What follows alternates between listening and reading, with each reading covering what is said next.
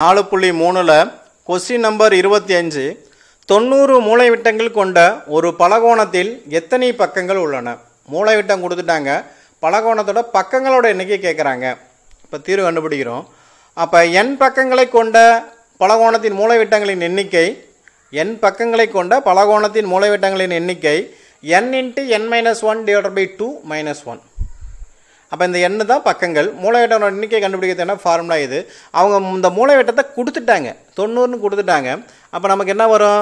n * n - 1/2 - n = 90. இந்த ரெண்டால எல்லாத்தையும் வகுத்துட்டு பெருக்கிட்டேனா இங்க 2000 இங்க 2000 இங்க 2000 அந்த ரெண்டையும் கேன்சல் பண்ணனா n² - n - 2n = 180. இந்த 180 இந்த பக்கம் வந்துச்சுனா n² - 3n - 180 = 0. இப்போ இத காரணிப்படுத்தலாம். காரணிப்படுத்தினா உங்களுக்கு என்ன வரும்? n * -15 * n + 12. 5யும் 12யும் கூட்டினேன்னா -3 கிடைக்கும். ரெண்டையும் பெருக்கினா 180 கிடைக்கும். அப்ப n க்கு வந்து ரெண்டு வேல்யூ கிடைக்குது. 15ங்கற ஒரு வேல்யூயும் -12ங்கற வேல்யூ. பக்கம் எங்கேயாச்சும் நெகட்டிவ்ல சொல்ல முடியாது. அப்ப இந்த -12 வந்து பொருந்தாது. அப்ப n = 15. அப்ப பலகோணத்தின் பக்கங்களின் எண்ணிக்கை 15.